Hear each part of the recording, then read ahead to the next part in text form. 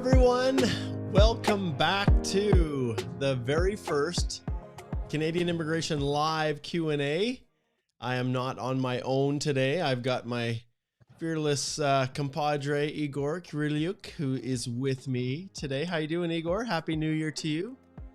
Happy New Year, Mark. Happy New Year, everyone. I'm doing great.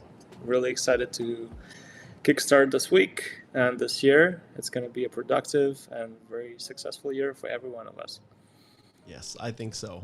You know, I did a live stream last week, just promoting the new Express Entry Accelerator program here, and flip it over here and just show everybody. So yeah, we've got a brand new, all remastered, redesigned, recreated everything. And I was doing a little video last Friday, just talking about, you know, what the future holds in 2024.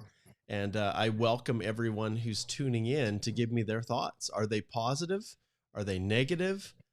Do they believe that, you know, that they have an opportunity, you know, to become a permanent resident? Is it reasonable, or are you resigning yourself to the reality that you may need to go home? And, you know, we've had a lot of discussions over this, and, you know, in the firm, we've had a lot of consultations with clients, and there's a reality, Igor, that some people are not going to have an opportunity for permanent residence in the way that they thought they were going to have. So it's going to be scary here to see how this all plays out. And I hope that the minister himself, Minister Fraser, so we can pull him up for a little greeting, at least speaks to this issue. And I guess in a way he has. He's kind of said, well, there's no guarantee, right? And maybe that's all. But wow, I'll tell you, his predecessor here, Minister Fraser, he was all over the international students, but you know, now that he's housing minister, not so much. So I guess we'll see how this. Yeah, we'll just have to see how it all plays out.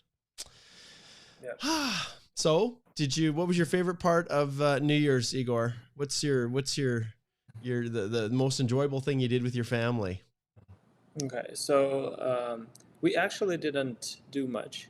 We just were couch potatoes, you know, laying on a couch, watching movies, and going for a walk with our dog. We went, we went to Fish Creek Park for a barbecue on the 31st of December. So it was not a typical New Year's celebration for our family. Normally you celebrate late at night, but then we decided to just, again, be a little bit lazy this year. So we went off to celebrate it during the day. So it was a pretty lazy period of relaxation, I would say. And I'm not too sad about it. I think that's the best way to spend your free days. That's and awesome. You, Mark? Well, I think if people go to the YouTube channel, they will see that I did a live stream on New Year's Day. And that live stream, let me see if I can flip it over here, was this one right here, which was a little bit of ice fishing with my sons. And I thought it would be kind of fun just to show. And there was a period of time here, if I can pause it, there was a period of time here where we actually did catch something. And it took quite a while. And I was starting to lose hope.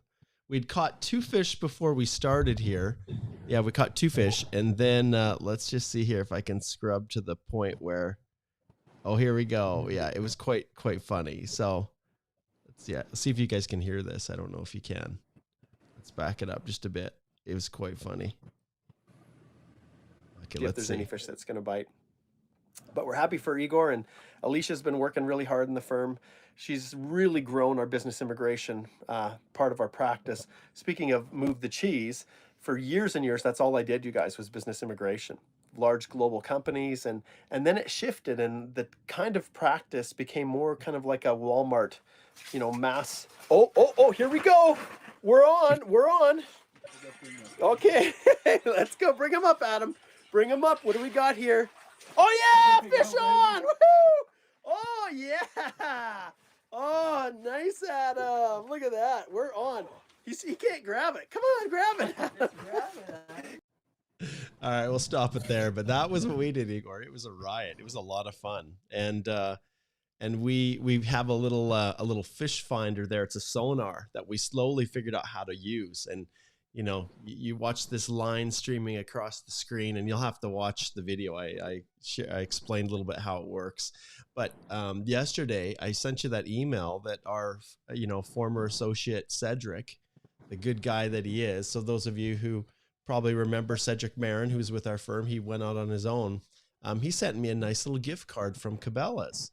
And so I used that, Igor, to buy kind of a real low end camera that I can drop down the hole. So it's like video games, literally. You drop it down the hole and you drill 2 holes close together. You drop the camera down one, and then you point it at your hook, and then you kind of bob it, and you can watch on the screen as the fish come up to it, and you can see what's working, what's not. And so I'm super excited about that. So big shout out to Cedric. Thank you, my friend. That was a very, very kind gift. And with our appeal work that we do, Cedric still helps us with that. So we're really, really excited to have him still closely aligned with the firm. And so that was quite fun. All right, let's see who we've got here as we jump into, let's see, I clicked the wrong thing here. It's always quite fun when I'm trying to navigate my way through this and answer questions and cue things up. It's kind of like the production studio, the cameraman. Yeah, all right, I got it. Here we go. We got it. All right, let's see what we got here. So I know there's a bunch of people that had posted questions before we went live. And so when you post before we go live, I can't see them in my feed. So if you do have further questions, those of you who maybe posted before we went live, please repost those. All right, so Afro B says, Happy New Year to you both. Great to have you here. We've got Sanju says, Happy New Year. Puria, Happy New Year to both you. Good to see you again. Manju here says hello. You Rock says, hi Mark, after a long time I joined again your channel live. That's awesome. So you have to tell us, you Rocks, like, are you a permanent resident? Igor and I were talking about the course, and since we relaunched the course, we had kind of tabulated how many people, like the 2021 version, and we had over 1,000 2021 versions, like individuals that had subscribed to the course. And yeah, we were just amazed at the success of these little courses. And so now this is actually the 4th edition of the course, and there's a link in the description below.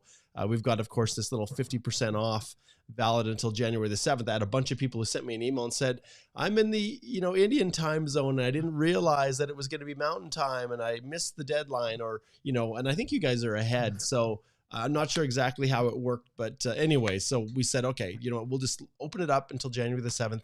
And then the master class is going to go, I think the 15th through the 18th is what we've been talking about. So yeah. So anyway, so let me know, you Rocks, what stage you're at of the process, if you're already a permanent resident, because I think, Igor, you said over half of the people had, had already unsubscribed from the course. And so they're probably permanent residents already of Canada. Yeah. Yeah. So about, I think out of 1,000, we had close to 600 people who still subscribe to the emails.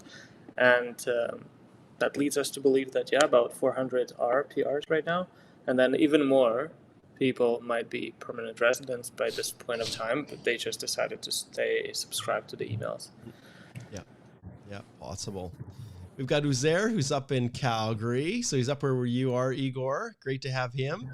Varun says, ice fishing streaming was so fun, Mark. Oh yeah, you joined us, didn't you, Varun? It's my first ice fishing live streaming experience. Hey, that's fantastic. I'm glad that you guys enjoyed it. But yeah, you definitely have to go check it out. All right, any more shout-outs? Please do indicate in the description where you're tuning in from. We love to see where everybody's at.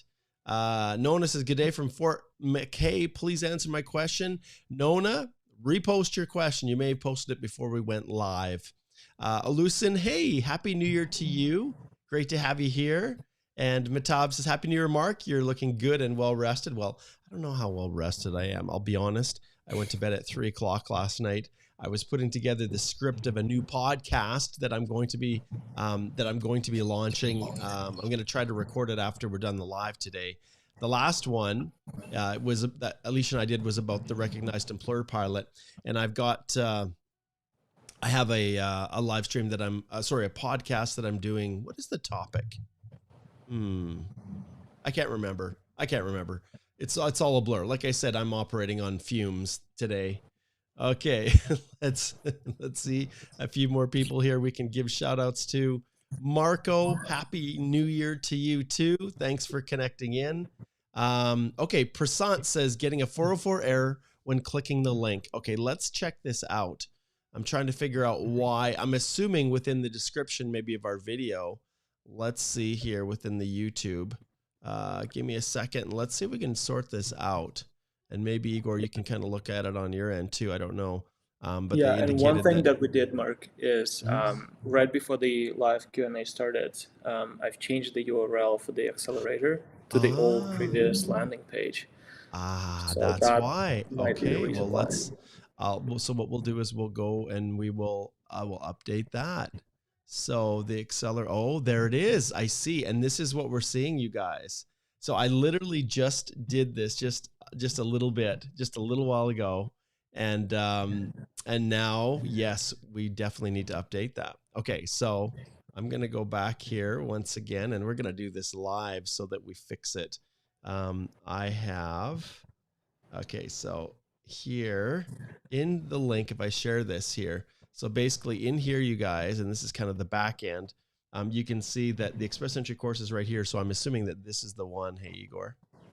Yeah, there it is. Okay, so there it is. So what we'll do is we'll take this and we'll copy it. I guess I could copy the other one, and I'm going to take it and I'm going to see if I can drop it right in the comments. So here is the proper link to the new.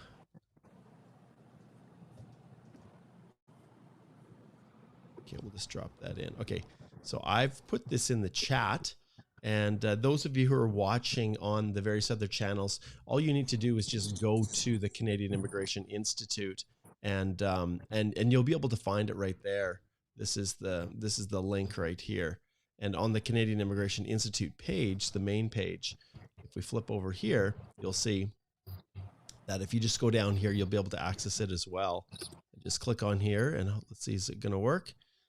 Cross our fingers here. Yep, it's all good. And just to show you what you do, we've got a new coupon code, 2024 EE50. And if you copy that, you click on enroll now. And remember, these are in US dollars. I had someone who sent me an email and said, Mark, you charged me more than it said you were going to charge me. Let's pull this off of here. And they were frustrated at that. And I said, hey, this is actually in US dollars. And then I proceeded to explain to her, and so you can see when you do it right now, it's 182.18 just with the GST where I'm located. It might be a little bit more depending upon tax where you're located, because we have to charge that. But yeah, the actual course, I said to her, I said, okay, understand that you are not only getting access to, there's, I don't know how many hours now of content. I swear, Igor, it took me about 50 hours to redo this. And that's after having a lot of resources that had already developed from previous versions. But it took me about 50 hours probably to do the actual recordings and then the uploadings. And that's, and when you add in your time, Igor, to redact all of the modules, like it's crazy how much time. But I said to her, look, you get access to all of this, and you can see now, this is what we have. We've got 63 lessons here, but there's actually more. I've got a client that we're going to be finalizing the last few pieces of Express Entry. And I'm going to be recording what it looks like when you actually submit and get all the confirmations back. And I have some other documents for both e-copers and when you get your passport request from outside of Canada. But you can see these lessons. We've created just a bunch of new lessons, eligibility. And then in the profile section, we have all of the sections all redone, all instructions addressing everything from the tier to, NOC selection to you name it. I even have a video here embedded, how to improve your CRS score, which is new and updated based on the world that we have now, this new category-based draw world. And then this is all about setting up your profile. And if you have a spouse, if you have dependent children, you can see we actually have 4 new lessons that target specifically adult dependent children because they ask a few different things compared to your typical minor children that are under 18. And then you can see document checklist. I have another video here. Once again, they still haven't fixed this, you guys, and understanding the document checklist. And then once again, a whole host of newly developed, remastered, and look, they don't have enough space for all the videos that we have for the document section. There's 2 pages of documents. And of course, the one that I love the most, which is letters of explanation, that is just chock full of advice and direction on how to, how to get your documents all in order so that they're all good. So, and a good update. While you were presenting the course, I've fixed the link. So now we have to redirect. So even if you click on the old link, you're still going to get to the brilliant new landing page. So that should fix that issue. Awesome. That's great. Okay. Well, that solves the problem. And then we also have a member resource section, which is going to be, we've got so much content, right? That is all in the videos and like we do on our lives, that's on blog posts on our website. And so what we're going to be doing now over the next little while is pulling in as well everything. So it's very easy to find it all in one place in our member resource section. Anytime we do new videos, we're going to be adding to it. And and that's, you guys, that is essentially the course. And the reality is, every person who's ever purchased the course in the 3 previous editions is grandfathered in. They get all of this for free. And on top of it, every masterclass that we have, there's one coming up the 15th through the 18th here of January. You can come back as many times as you want to any future masterclass. And I don't think there's anything out there that even compares to this. So how much is it going to cost you? Well, if we look at the little page here, it's $182 US. And, what do we charge for a consult, Igor? We charge $300 Canadian, which is like over $200 US. So there you go. There's the value. I won't say any more about it, but I just wanted to bring it to everybody's attention. And what do we got going here, Igor? Do you think that we are going to have a round of invitations? Today is Wednesday, January the 3rd. Is IRCC going to give us a round of invitations today? Are they going to crack open the new year with something crazy? I think they might, and I'm really hopeful for healthcare draw. It's been a while since they did a healthcare draw, so I know personally a couple of people who booked a consult with us, hoping to get an ITA in January. Some people just did not have 6 months of work experience in the healthcare NOC before they did the last draw in October. And now they have those 6 months, but still there are no draws. So that might be one of the last chances for those kind of people to get an ITA before they have to leave Canada. So really, really hopeful for those. Yes. And this is actually a really, really good thing to point out. So one of the things that I brought up in in the video that I did last week is it, like Igor pointed out, it's like 6 months that it takes to accumulate the work experience. So if you're one of those individuals that really doesn't see any hope, that, your CRS score is just not going to reach those upper echelons of scores up over the 500 point mark, in hopes of getting a general draw. The reality is, if you who are on open work permits take the chance, shift over to a job that's in one of those NOC codes, well, guess what's going to happen after you've got 6 months of work? You are going to be eligible for those category-based draws. Now, obviously, some of these positions are trades where you need to have certain experience. Some of them, within STEM, obviously, you're not just going to shift over to another. Very few of the STEMs are going to be easily acquired in 6 months, right? But there's a lot, even agriculture, which we just saw that last draw. You literally pick up, like, I'm a farm kid. I grew up on a farm. I worked on the farm. I remember when my dad was sick, my brother and I, we would get up at 1 o'clock in the morning in our old Ford truck. The seat, it would be so cold, minus 35, minus 40. And it really was, like, I'm not even joking. It was that cold.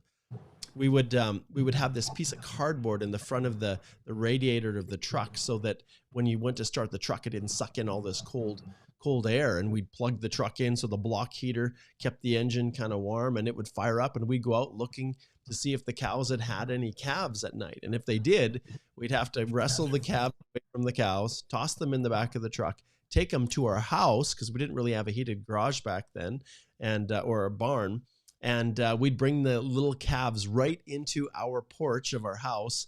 And we had this big, kind of cordoned off area with cardboard kind of boxes, and we'd feed those little calves by bottle, and that was our life. And, we loved it. There's nothing cuter than having a little newborn baby calf that you're kind of nursing because it's too cold outside, and then returning it back to mom after. And so you do that for 6 months, and guess what? What is a farm supervisor? What exactly is entailed? Well, if you look at the NOC, there is no specific work experience that you have. As long as you're performing the duties of that individual, that position, then you can potentially, be open to one of those draws. And we've looked at if you look at the rounds of invitation levels, you can see the last agriculture draw was 386. So, this is yeah. For some people, it may make sense to, I would say, downgrade a little bit. Mm-hmm. If you were, I don't know, a highly skilled professional in your country, but your work experience does not fit one of these categories. And this is often the case for Ukrainian nationals who came under co-ed. Everyone comes with an expectation that they will land the same industry and they will continue getting the skilled work experience, retaining their, white or blue collar position. But for some of those people, it just makes sense to maybe shift temporarily. If you look at the eligible NOC codes for the trade occupations, maybe you consider becoming a carpenter. In Canada, that's a good pay job. It can still help you get through those 6 months, because of the high pay. And this job is also eligible for this category-based selection. So this might seem like a little downgrade, but in the long-term plan, this would be a huge step forward for you to actually get an ITA. Perfect. All right. I'm just going to pull up one thing here that I saw. Malav says, hey, Mark, shed some light on the new OIP changes. And so I'm just going to slide back here. And I just pulled this up. So as of yesterday, January the 2nd, this affects the international student stream. So basically what happened in the past was, in order to be eligible, the 1-year program that you took, you had to have had previously a 1-year credential as kind of a prerequisite to being eligible to take this additional 1-year program in Canada.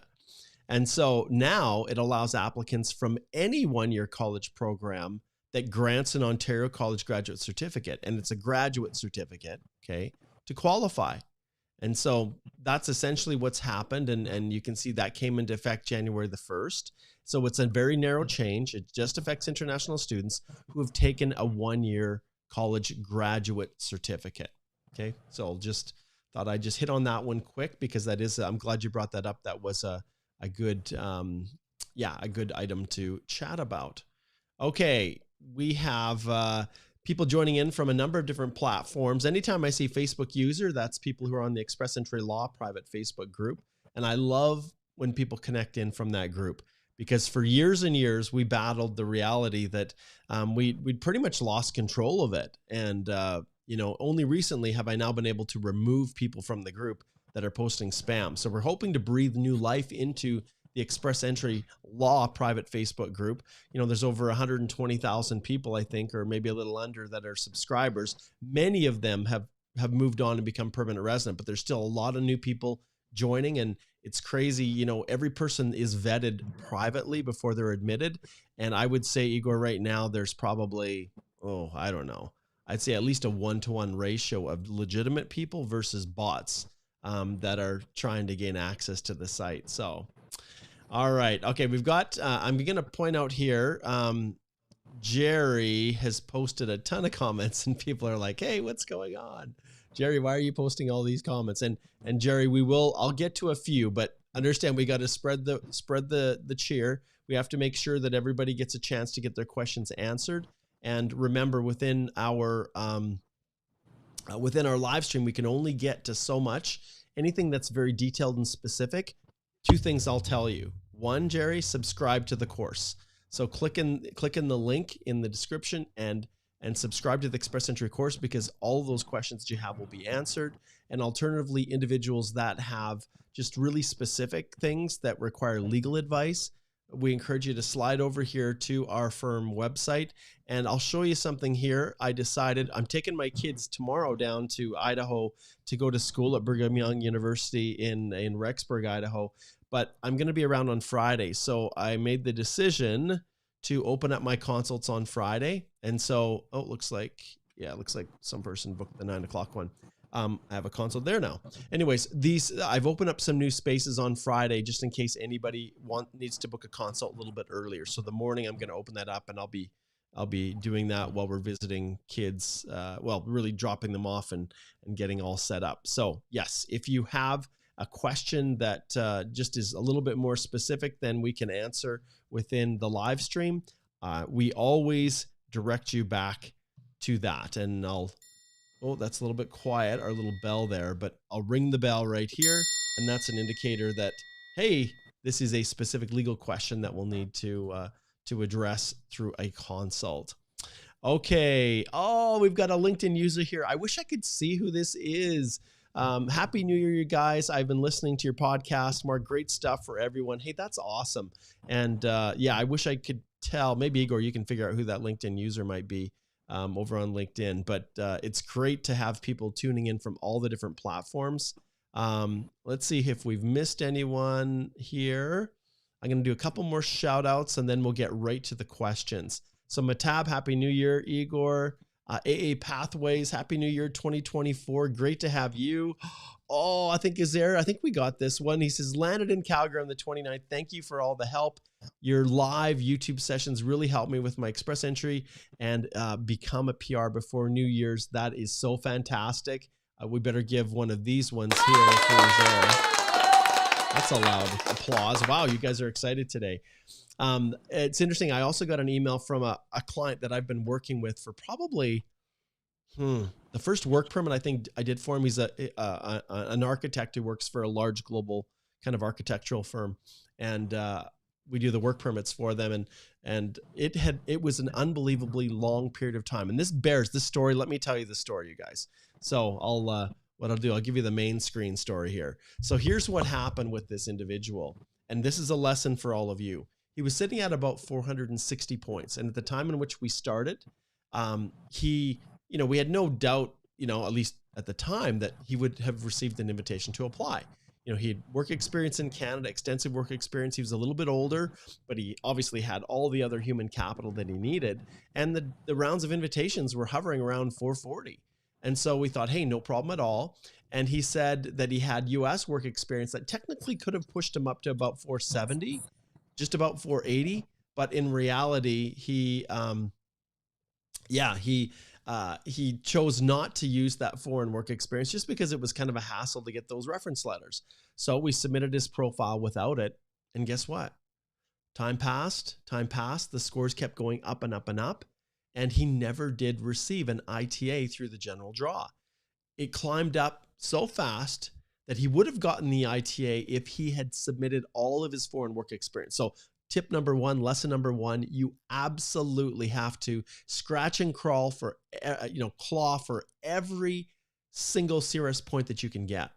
So this was, I think, back in 2018. Okay, that's where we were at that stage. Completed the profile and we're just sitting, and then nothing. And then it has taken that whole time. Eventually, he was able to get an OIP nomination because he's working in Ontario.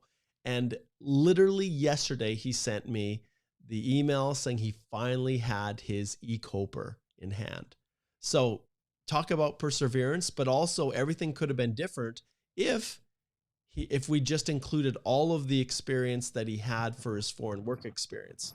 So yes. So congratulations. And what a fantastic New Year's present for you was there. That's just so awesome. So awesome. I just love that stuff. Okay, here we go. Let's see. What do we have here? Oh, okay. I'm an articling student and plan to work in immigration law. Post my licensing. Looking forward to your workshop with Sela.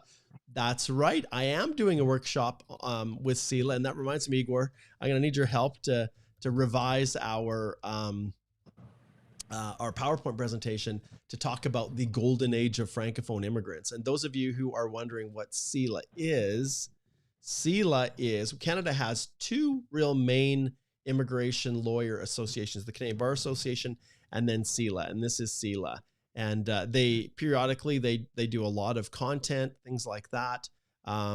Members have the ability to attend different presentations, different legal education seminars, and I have an ability to, well, the privilege of doing a special presentation on the golden age of Francophone immigration here in just a few weeks. So that's the Canadian Immigration Lawyer Association. So all doing really, really good work and lots of contributions to the practice in general and the immigration, the world of immigration in Canada. So very cool, very cool.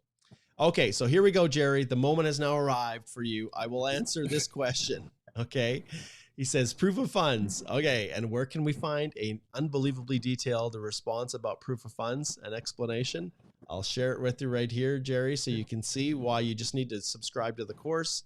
When you go to the modules and you go to module 6, mastering your documents, you will see here as you scroll through that we have on page 2, proof of funds. And just to show you how detailed and complete this is, this lesson alone was 10 minutes and 46 seconds. And even in here, I've got a ton of different things. The bank letter checklist that you could literally give to your bank and say, this is what I need my letter to look like. What if I don't have the funds? And then we've got some sample gift deeds. We've got one that's, I think this one's an Indian gift deed. This is like a Canadian version. And then we have a sample here that is Australia. And all of these are tested gift deeds that were used by other people who didn't have the funds and needed to get gifted the funds by a family member. And one of the things you'll see that I teach, and there's always, every course has got a ton of information, tips and strategies as well as the video. But the main thing, you guys, is that, and this is what I teach in the course, friends, they don't give money. Friends loan money. Hey, Jerry, this is your friend Mike. Yeah, I've got no problems loaning you $14,000 Canadian. Yes, I could see that happening. But to say, hey, Jerry, it's Mike. Yeah, you're a little you're short on your settlement funds and I'm independently wealthy. Well, yeah, I'll just give you, $15,000. Don't worry about it. I don't know. Family, yes, give money. Friends, you got to make a real good pitch and really justify it. So I'll just leave that out there for you guys. Okay. Jerry says, realize that in order to provide all the other bank statements that is just for transparency purposes only will exceed the 4 megabyte rule. How do I deal with it? Okay, I'll follow through here with this one question here. He says, my perfect bank has used 3.6 megabytes, 6 pages already with lowest PDF quality. It includes one official letter plus the last 6 months of statements. What would you do? And explain it in this case. Put them into the client information explanation letter. Yes, Jerry, those are all very, very good ideas. I use a very multifaceted approach. So to start with, whichever bank has the money in it, or bank accounts, I should say, I make sure that those letters are complete. And remember, if the letters are complete, they have all of those components that they require, your name, the bank account number, they have that classic 6 months average balance listed on the bank letter, then you don't need any bank statements. It's when that 6 months average balance is not available in the letter, the bank won't give it. That's when I'll use the 6 months copies of bank statements, okay? So what other strategies do you have when you're so completely full of, of bank statements and it exceeds the minimum? Yep.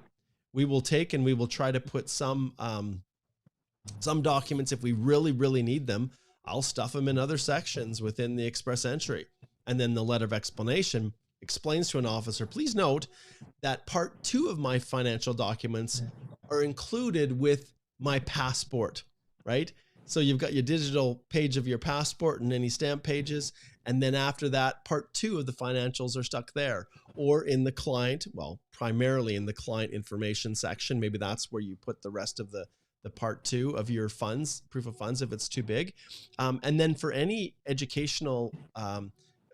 financial statement for any other bank that's kind of extra and you're just providing it, as full disclosure, like IRCC was asking for. In that case, I just include a copy of a printout of the most recent statement for that account saying, and then a letter of explanation, which is the secret sauce, which I also teach in the course, a letter of explanation that basically confirms this account has all the funds for proof of funds, but I'm providing the bank statement, the most recent one for the other accounts, just to show my, the assets and liabilities that I have. And that's how I address the funds in very simplistic terms, Jerry, because every person is different. All right. There you go, Mark, Jerry. maybe I can add here as well. Yeah. Jerry, combining PDFs and making sure they fit under 4 megabytes and sometimes under 2 megabytes is the pain of our existence. That's what we do daily, professionally, I would say. That's what immigrations lawyers do on a daily basis. But from our experience, I've noticed that sometimes you may use more than one compressor. So go online and Google PDF compressor, and 3 of my best websites that I would recommend you use is ilovepdf.com, and then smallpdf.com and pdfcompressor.com. I'm not getting paid by those companies, but just to be sure that you compress the file to the best quality, to the minimum size, just try to use more than one compressor. And then if that doesn't help, what sometimes helps is if you actually print the pages and then scan them in and just use the lower resolution. That should save some space, because 6 pages that take 3.6 megabytes in the lowest quality, that's a little overkill. We typically can fit about 60, 70 pages in that size of a document. Yeah, that's a very good point. And I'm not sure if my video is okay. It is. It's kind of freezing up a little bit. Is my video lagging? It is. Yeah, it's lagging a little bit. Yeah. All right, let's see who else we have here. Puria. Hey, Mark, longtime follower here. I got my e-Coper on December 28th. Oh, congratulations, you guys. Thank you for everything you do for the community in these crazy days. It sure is. Congratulations, Puria. So happy. I love when people come in and they let us know about the success and that their journey has finally come to, well, a beginning, right? As a new permanent resident of Canada. So cool. So cool. Okay, let's keep zipping through here. Okay, let's see. So Ifte, and Ifte's been around for quite a while. He says, I submitted my application on the same day I clear off my credit card dues. I don't know what that is. Thus did not mention credit card dues. After paying my EAPR fees, there is dues and credit card, which I paying off. Will this be an issue? I don't know exactly what Ifte is asking here, but I think what he's saying, he paid off his credit card, and so he didn't indicate that he had any credit card debt. But then after paying the EAPR fees, now there's a debt, like a debit on the credit card, I think is what he's saying. And will this be an issue? No, Ifte. That's not going to be an issue at all. I don't see that being an issue, provided I understand what you're asking. And that's one of the dangerous parts of lengthy, kind of detailed, this is my situation stuff, which we, that this is why we have the consultation process, is because of, there's only so many characters you can put in a YouTube description. And when we're providing legal advice, we really need to get the whole picture. Okay. Okay. Olusin says, I got my e-Coper, but not the PR card. I'd like to modify my legal name. Should I wait to get the PR card or just send the request right away? Well, the reality is you can try to send your request right away if you can, but understand your PR card is going to be issued exactly in the name of what was on your, your application when you completed it. And so I'm not sure what the context is. Listen, you might want to book a consult for us to kind of sort it out with you, because IRCC, unless there's a mistake or there's something, there's a true name change, and you can prove it. Often the PR card will just come in the name that is associated with the actual e-Coper. Okay. Hey, Skirmish says, always watching you from Ghana. Happy New Year. He says, a quick one. can one use a different knock for PNP, SINP to be precise, and a different knock for EE? So if you are applying for one of the non-express entry, PNPs, like through the SINP, you can do whatever you want. You can use a different knock code for the SIMP. But if it's an express entry stream through the Saskatchewan Immigrant Nominee Program, then your primary knock is going to be the knock that's associated with your profile. And other work history, if you're also including it, that can be in different knock codes. But ultimately, if it's express entry stream, the provinces are looking at you because of the work history that you've listed as your primary knock. All right. And then we've got another person over on the Express Entry Law private Facebook group. Thanks for connecting in. Nice to see you. Okay, let's see if Igor can tackle this question here.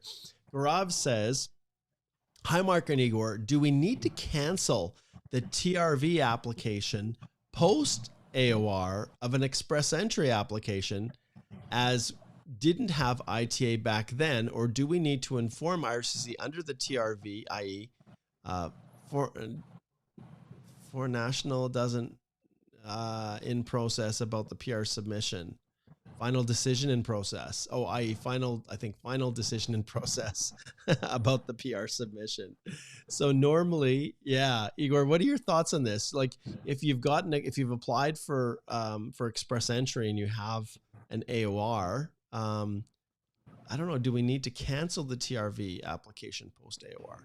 I don't know if we can make a sense on this. Yeah. I would say you don't need to cancel your TRV because just the fact that you received an AOR does not give you any status.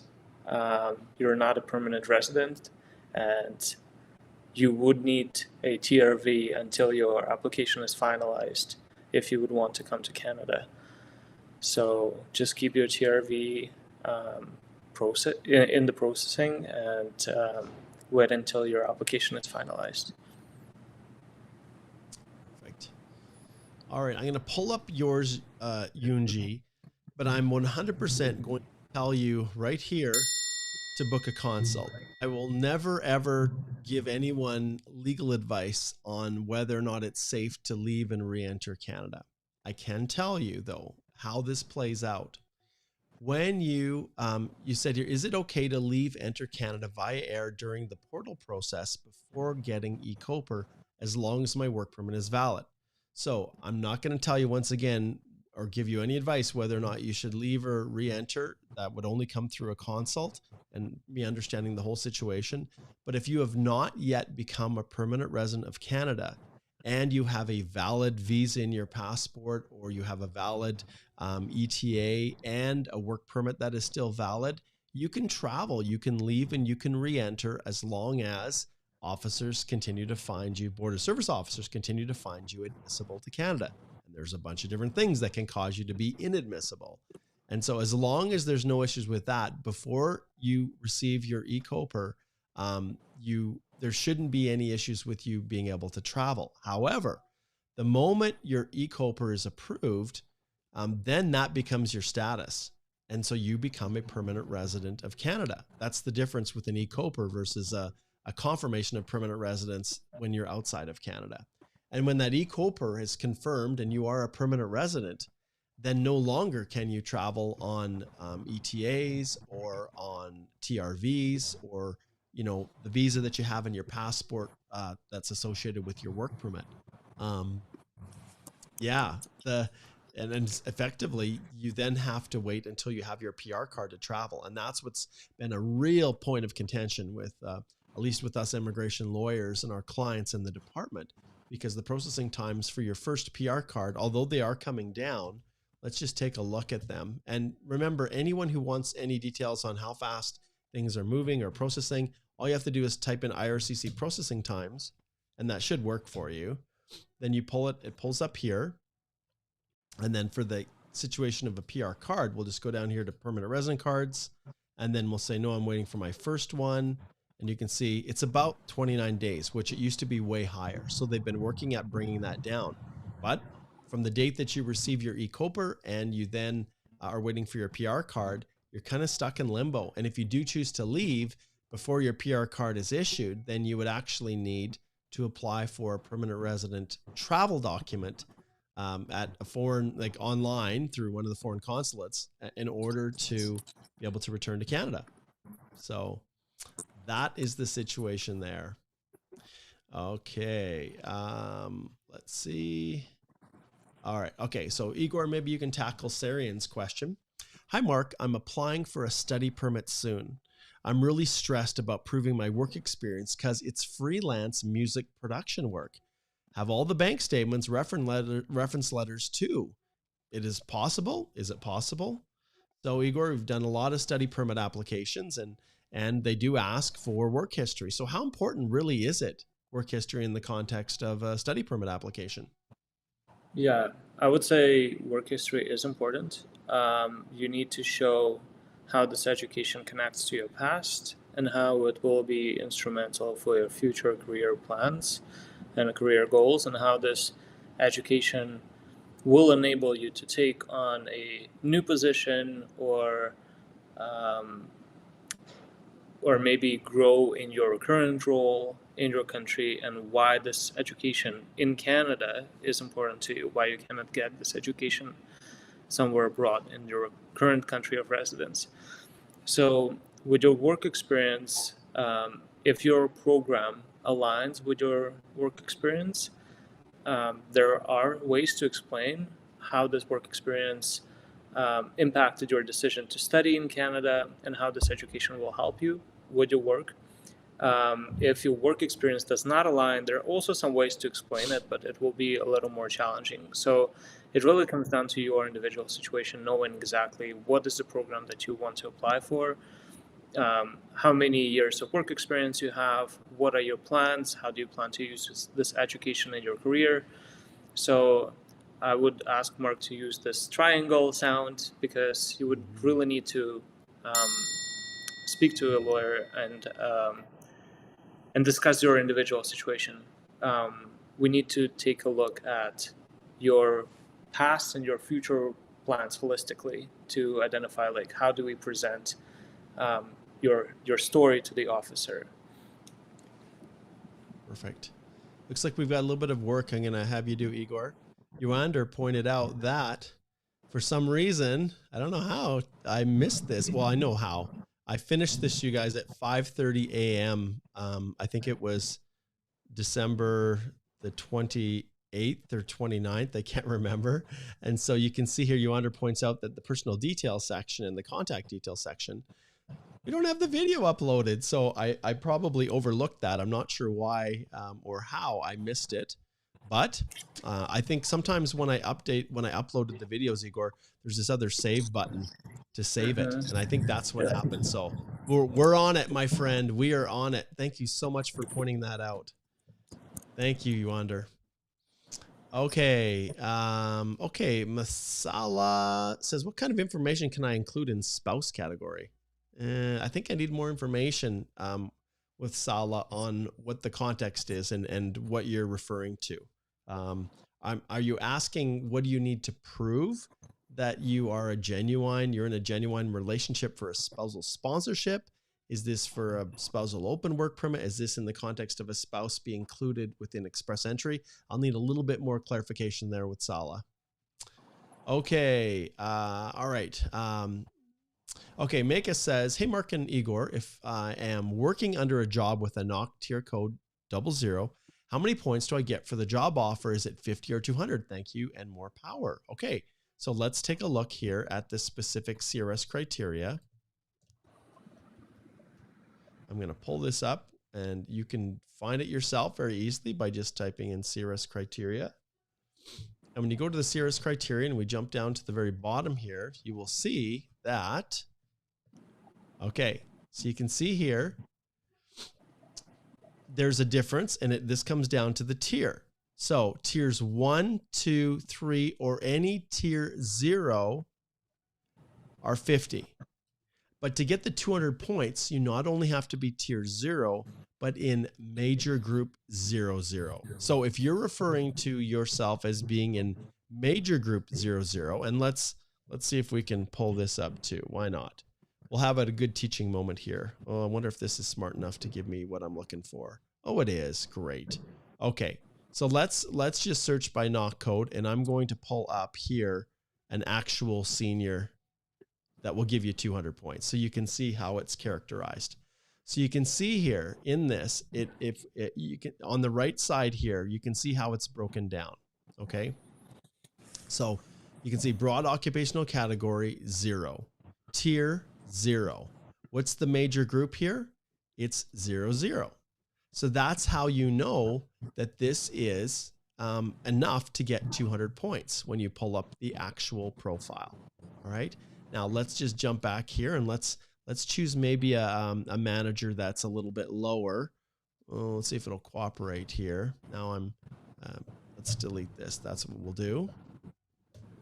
And we will pull up one that's a little bit lower. So if we go down here and we take financial auditors and accountants, well, that's actually not a good example. Let's try this one more time here. I'll try to find one that fits the other category. Okay, so let's go with, okay, let's do this one. Other administrative service managers. So if we pull this one up here, okay, so that one's, you can see business and finance, and then what tier is it? It's tier 0. And what's the major group here? It's 10. So this one would not give you the 200 points, you see? And that's how you can tell. So it's only major group 0, 0 that is going to give you the 200. Boom, there's a knowledge bomb for you, Meka. All but right. Mark, we probably also need to add here that to get those points for the job offer, you need to have an LMIA. Yeah. Yeah. And let's pull this up here. And this obviously is once again included at length in the course, but we'll pull this up and I'll just show you. Igor points out a good point. So LMIA, and there's one other exception as well, but this is something that lots of people overlook. So, and your employer has to give you a letter that says that they're going to employ you for at least 1 year after they issue the permanent resident visa, which I had 2 conversations, 2 consults just in this week and the previous week with employers that were not willing to provide this letter. And without this letter, it doesn't matter even if you have a 0, 0 knock, you know, in major group 0, 0 or not, it doesn't matter without it. And then Igor, as he points out here, and Igor, you can just walk us through this. So what are the particular requirements here? Okay, if you can just scroll a little bit up.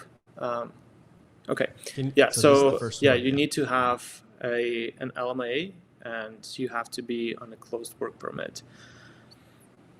Yep. So this first one here is what we call kind of our permanent LMIA. It's like if you're outside of Canada and your employer says, hey, I will give a job to this individual. And of course, we have copies of LMIAs, like sample LMIAs in the course, so you can see if someone's just trying to screw you over with a fake job offer. You can see what real ones look like.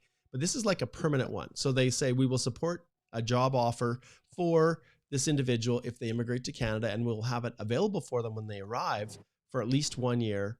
But they've gone to the government and obtained a permanent LMIA that says there's no Canadian or permanent resident to fill the job. And that's why they get the LMIA approved, and then you get the points. So that's not with a work permit. This one here is an LMIA with a work permit. And remember, it has to be skilled.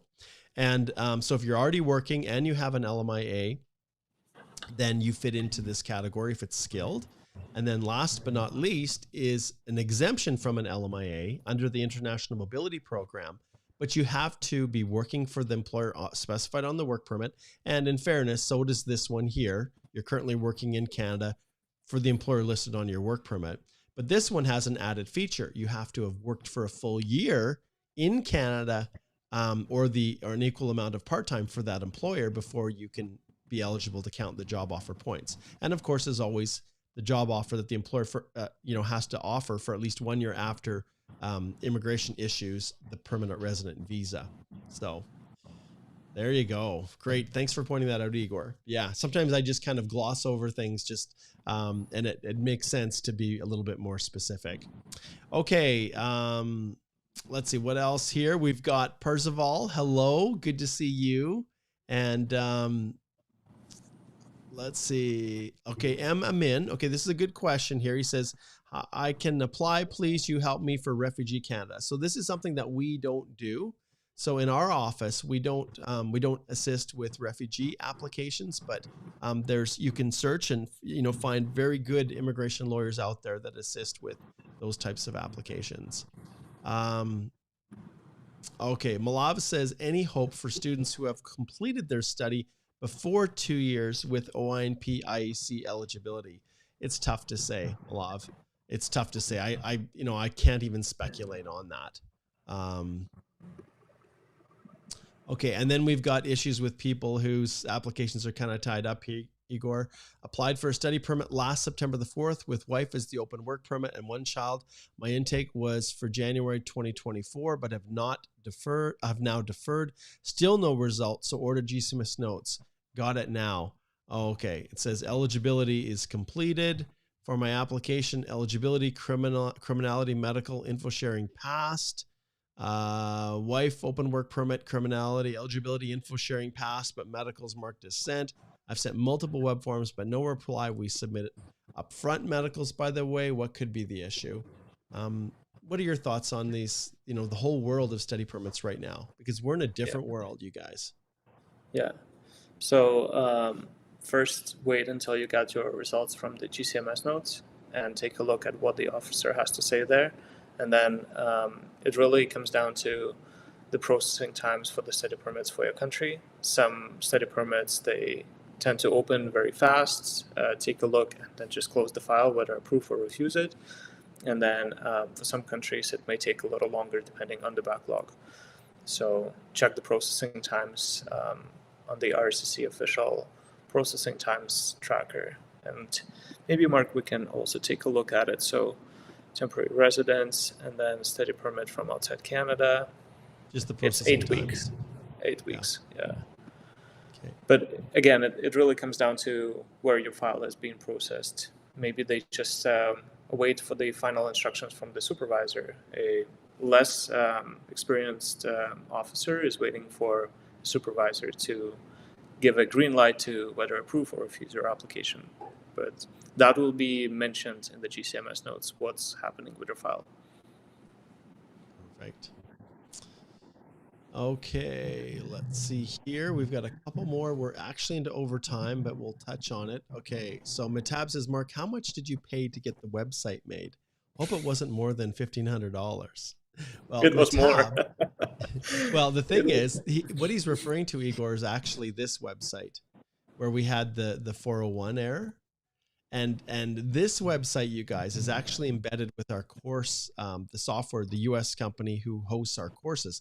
And that's why within the courses, like for the Express Entry Accelerator with our 50% off here, when you go here to this, to the payment portal, this is in US dollars. And we probably should. I wonder if we can put some, well, we do. It's right here. It says the total is in USD.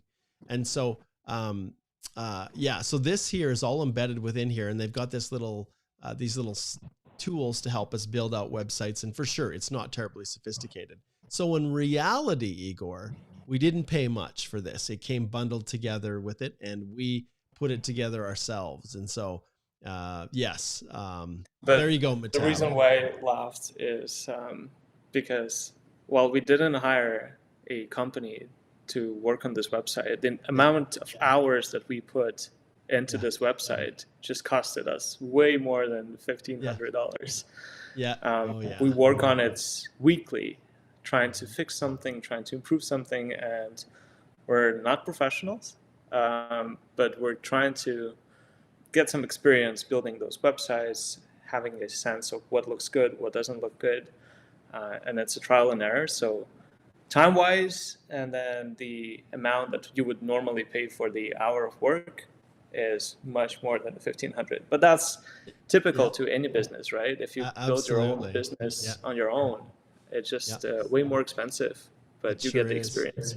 Yeah, absolutely. And even this website here, Igor did a fantastic job putting it together with, with the limited tools that we had. And, for sure, we're at the stage just about where we're going to engage a professional, but we operate really lean. We're not a Canada Visa, or a Canada-M that's got, hundreds of thousands of dollars at their disposal to keep their websites updated and SEO'd to the nth degree. We, things are set up. We've customized it. We've, done it internally, even with and if you haven't looked at the blog posts, we have an absolute ton. This is one of the glitches that drives me crazy. Is when I'm here trying to connect into our blogs there.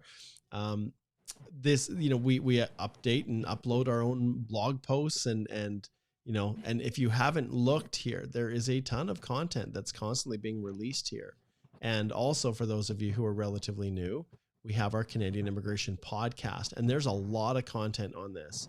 And so we've been rolling through a business immigration series, and as we flip back here, I'm just going to pull up one other thing I want to point out. And those of you who are doing different startup visas and things like that, Journey Business Plans has been a great sponsor for us, and just a really good group. I just did a webinar with them, with Journey.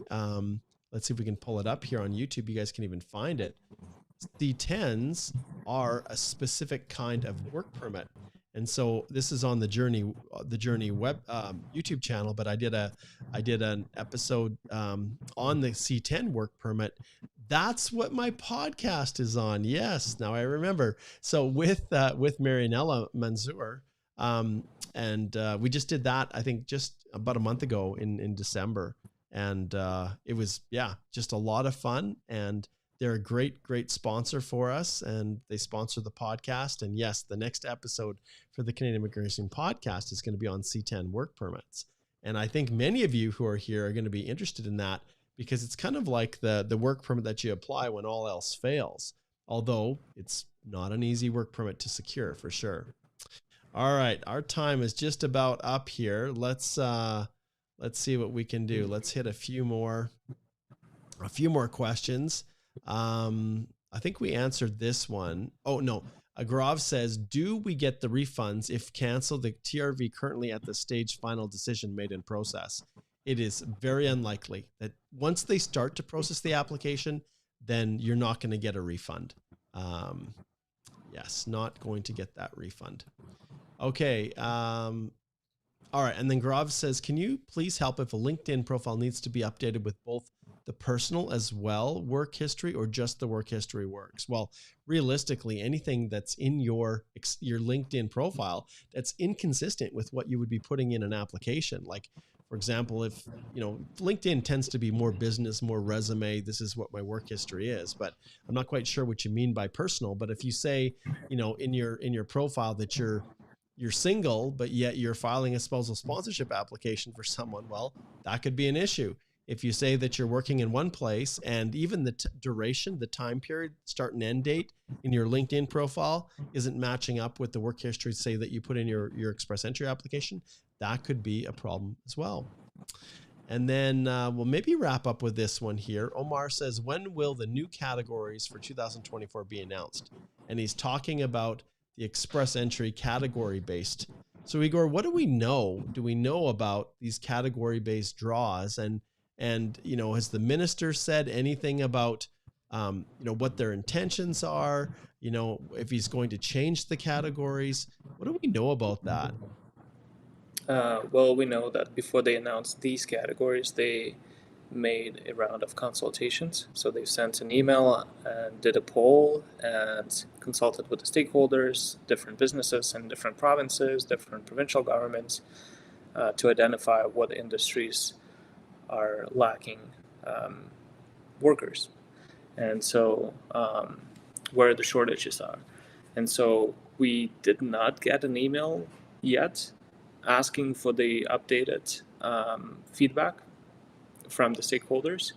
And my understanding is that it's going to take at least a couple of months or half a year before they introduce new categories. But that being said, it's also possible that the categories can be changed anytime. They might have identified the sectors that they would want to target first in 2023, and then they might have already identified the sectors that they would want to target going forward in 2024. So it's possible. But again, I lean more towards believing that they will do another round of consultations before they announce the new categories. Perfect. Thank you, Igor. All right, I have a question here that I'm going to pull up. This is Afro B. It says, I'm a refugee applicant in a country outside Canada. Based on the latest draws, I can get an EE ITA French points. How will my refugee application in that country affect my EE processing? Well, Afro B, it won't harm or hinder your application in any way. The reality is when you apply for express entry, the most important thing is that you disclose everything. But if you meet all the eligibility requirements, you have all the supporting documents that you need, valid passport, things like that, then you may very well have an opportunity to get an invitation to apply. And it really is the golden age of Francophone immigration. And so we are seeing many, many people who, with French language ability, are now in a position where they have the opportunity to really to become a permanent resident where they may not have before they increased all the points with CRS. Okay, we'll hit just a couple more here. OC says, hey, good news. After I asked about Coper email delays for 2 months, I finally got the email and uploaded my photo yesterday. P.S. I have your Express Entry Masterclass. Thanks so much. Oh, that's awesome. Love to hear that. And then we'll get to one long one here that came through LinkedIn. See, when you're on LinkedIn, your questions can be a little bit longer. Rasagia says, on a visit visa in Canada while visiting Peace Arch near border, due to glitch in the maps, I'm assuming on the vehicle, you ended up reaching us at the border. The U.S. border officer gave a non-seeking entry. I-160A, not seeking entry, exited us. Same entry, arranged departure reflects in the U.S. I-94 form. Do I need to mention this in travel history? Is this a refusal? Although CBP officer told that it happens with a lot at border with tourists, but did not tell if it was an official refusal to entry. I always treat it as it is. I always do. I always treat it as a denied entry to Canada, and I just don't leave anything to chance. And then obviously in your explanation for your statutory information for express entry, you have an ability to explain the circumstances. But I always treat it those types of situations as a refusal, especially when you can see it in your record. And last but not least, we truly will end off here because we're into overtime. How to go about the address history if during my 5-year studies, I used to go back and forth between a unidorm and home. I lost track of the period I stayed at home and the university dorm. What do you suggest? I suggest you subscribe to the master class and to my Express Entry Accelerator 2024. In there, Al Hussein, if you have not already, you will have seen in the lesson for travel history, and even when you're trying to document your address history in those lessons, sometimes you just don't have an ability to explain meaningfully what's really happened. And so the letters of explanation lesson talk about drafting and how I structure my LOEs so that I can explain situations exactly like that. And often an LOE that states to the officer, during this 5-year period, I traveled frequently back and forth between my home and school. And I'm assuming that your school was in the same country. During that time, these are the 2 addresses. And then I would put them as overlapping entries in your personal history. Well, in your personal history, you're going to put it as being studying, but in your address history, it becomes problematic just because of you're not going to put that you necessarily live in 2 places at the same time. But I would, maybe pick your school. And if you went back home to visit, I would leave the school as your address. And then in the letter of explanation, indicate that you also traveled back and forth between semesters over this 5-year period to go home, and then provide your home address in a letter of explanation. So that's a way that I would deal with it. But every person is a little bit different, right? Every person's a little bit different. Okay, I think we are going to wrap up here. And I know lots of people are like, please answer my question. Please answer my question. The reality is we are out of time, you guys. So we'll be back at this next week. Those of you who have specific questions, it's really simple to click over, and Igor and I are both around. I'm not sure if if you have spots open tomorrow. Alicia's still away on holidays, but Igor and I are here and available to have consults. I've got some space blocked off for Friday. And those of you who are also tuning in new, Remember, we've got the Canadian Immigration Podcast as a resource. On our firm website, we have our blog post with a ton of content there. Of course, you can search the YouTube channel and get all of the information that you could ever want on Canadian immigration just by going to our YouTube channel. And then you can see right here, there's a little search button. So if I want information on self-employed, I can just search that and I can find videos on this topic. And these things I've been talking about for years and years, and immigration, generally speaking, for the purposes of express entry, have not really changed much. So a lot of these videos are still very current, even though they may be a little bit older. And finally, last but not least, remember the final brand new Express Entry Accelerator here, the final discount with the 50% off. This is the new code right here. If you subscribe now until January 7th, lifetime access to everything, future updates, the master class that's coming December the 15th to the 18th. When you click on enroll now, you just punch in the coupon code and it will, I wonder if I even have it here. There it is. And you redeem it. You can see you get 50% off, and that is US dollars. And that's dirt cheap compared to everything else that we do. But it is just chock full of content, information. Right now, I have about 63 lessons, but it literally walks you through every part of the process, how to complete the forms in detail, both the profile and the APR, and also it gives you detailed explanations about the documents. All right. Okay, well, let's wrap it up, Igor, and we'll say goodbye to everyone. Thanks, everyone, for joining us here in the very first live Q&A of the season. We'll pull up our little goodbye title here, and we'll see you guys next week. All right.